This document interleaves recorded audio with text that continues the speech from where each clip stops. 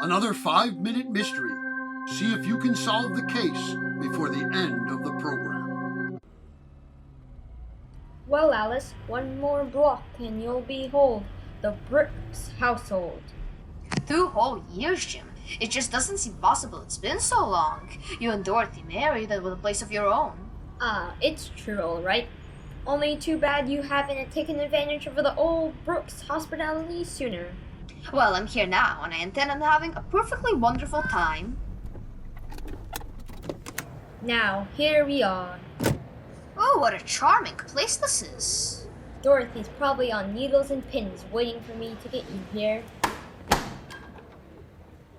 Darling, it's Jim and here's Alice. Jim, look! What? Where? There, on the living room floor. It's Dorothy, dead.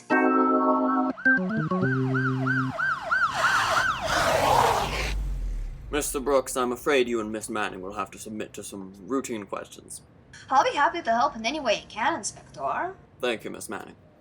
Now, Mr. Brooks, while we're waiting for some information I phoned for, I want you to tell me exactly what happened this morning. There's nothing much to tell you. Both my wife and I were quite excited expecting Alice, this is Miss Manning, here to visit us from Chicago. I was to wait until she called me at the office. And you were there all morning? Yes, until Miss Manning's train arrived and we came out here. I had written Mrs. Brooks to tell her that I would call Jim at the office as soon as I arrived. The train was an hour late. Maybe if I had been here earlier, it may have prevented this. Well, that remains to be seen. Apparently, Mrs. Brooks was sitting here in this chair, putting red polish on her fingernails when she was shot from behind. The polish had spilled all over the carpet, and she was still holding the tiny brush in her hand. She must have recognized her attacker, and since she didn't die instantly, she printed these 3 letters here on the floor with the polish. D-O-C. D-O-C. I wish we could tell whose initials she was trying to reveal. You're sure you don't know anyone whose name would fit that? Positive, I can't. Oh! Yes, Ms. Manning? Can you think of somebody with those initials? Well, D-O-C spells Doc. And Doc is Mr. Brooks' nickname? Why? It can't be. Yes, Mr. Brooks. I haven't been called Doc for over 2 years. It was a nickname I picked up in school. My wife didn't like the name and never used it. No one in New York even knows me by Doc. You've got to believe me, Inspector. It's the truth. Well, that we'll see. Just a minute. Hello? Yes, Grady? Yes. I see. Well, it's sewed up anyway. Thanks.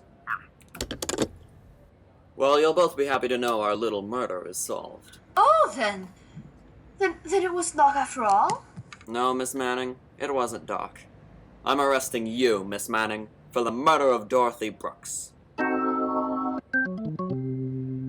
Why did the inspector arrest Miss Manning for the murder of Mrs. Brooks? In a moment, we'll hear. But first, this. When you're buying a vitamin product, read the label. Make sure you get all the vitamins recommended by government experts. You do in Vims. Get Vims at your druggist. VI for vitamins, double MS for minerals. Vims. And now, back to our story. How dare you arrest me? I was still on the train.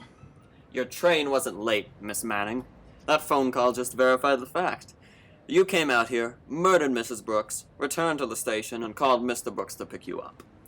That wasn't really what gave you away, though, Miss Manning. Too bad you don't know Mr. Brooks was no longer called Doc when you printed those letters on the carpet. The next time you leave a name as a clue to throw suspicion, you'd better get the name right. But of course there won't be a next time, will there, Mrs. Manning? Join us again next time for another chance to solve a 5-minute mystery.